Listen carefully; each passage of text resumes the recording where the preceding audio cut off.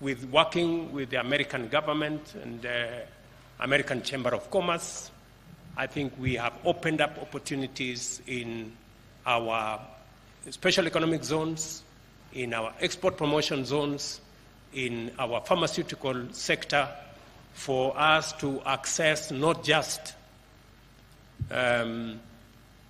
jobs for our young people, but to also access commodities, foreign exchange, taxes, and grow our economy. However, I am happy also and pleased to note that the public service has plans to develop a framework for partnership with private sector organizations in this program. That's my recommendation, Mr. Chairman and Waziri, so that we can bring all the assets that we have, both public and private, to support this exercise.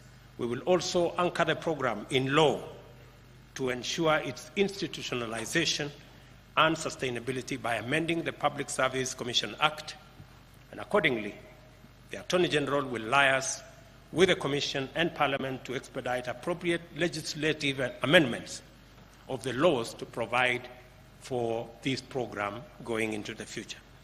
Allow me to make a few remarks about the 2021-2022 report on status of compliance of values and principles in Articles 10 and 232 of the Constitution that the Commission has presented to me this morning. I note that the survey covered 477 public institutions out of 525, representing a response rate of 91%. The head of public service is directed to write to those who did not respond to explain to us which government they serve. While this is an improvement from the previous year, anything short of 100% response is not only unacceptable, it is not right. Going forward, the government of Kenya will demand answers from public institutions that do not participate in this evaluation that is anchored in law and in the Constitution. It is worth noting that the overall compliance level improved from the previous financial year, indicating that public institutions have progressively aligned with the national values and principles of governance outlined under Article 10 of the Constitution and values and principles of public service under Article 232 of our Constitution. I want to assure you that the government will fully implement the recommendations of this report. We will ensure that the public service reflects the face of Kenya's diverse communities and affords adequate and equal opportunities for appointment of women, men, members of all communities, and persons living with disability. The recommendations to migrate public service to online platforms to ensure compliance with values and principles of governance is in perfect synchrony with our plan to digitize government services. So far, 5,700 government services have been digitized, and we are well on course, ensuring that by June this year, between 90% and 100% of all government services will be online, so that the public service can be much more efficient and much more effective in delivering services to the people of Kenya, even as we use the digital platform to eliminate corruption, to eliminate pilferage, to eliminate wastage, and to make government services not just efficiently delivered, but also to make it easy for citizens to interact and work with their government. The recommendations will be, as I have said, completed, and this exercise will be done by June to allow Kenyans to access services without unnecessary bureaucracy. The digital transformation era that we live in demands smart solutions. Now more than ever, we need our smartest and most innovative men and women to drive public service, secure our country, grow our economy, and promote social inclusion.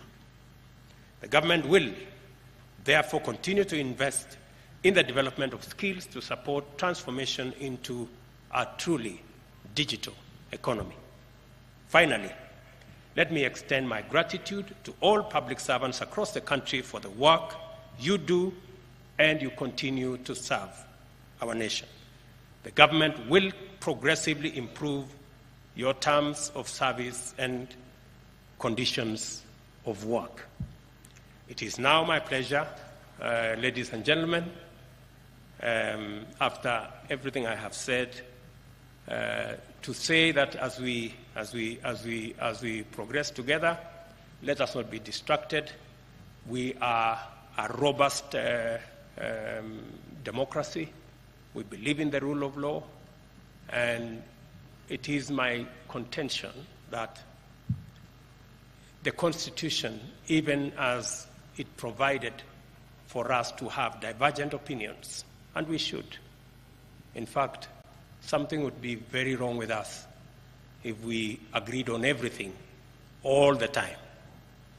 Having competing ideas, having divergent opinion is part of what we celebrate as a democracy, and we must celebrate our diversity in ideas as well. But it is my position that the Constitution did not envisage that different opinions would result in chaos or loss of property or loss of life. We must, all of us, be able to celebrate all the rights provided for in our Constitution in a manner that respects the rights of others, and also in a manner that does not destroy property or in a manner that does not make our children not go to school. I think we can do that. We are mature enough to be able to do that, and I hope that all of us will begin to understand where we must go. It is now my pleasure to declare the 5th cohort of the Public Service Internship Program and the 2021-22 report on status of compliance with values and principles of Article 10 and Article 232 of the Constitution by the Public Service officially launched. Asanteni sana. Thank you very much. God bless you. Na asante sana. Congratulations, Chairman and all the commissioners. And we look forward to working with you. And I think all is well. Na wangwana wale interns, congratulations for being part of this program. I look forward to working with you, and I look forward to us moving the country forward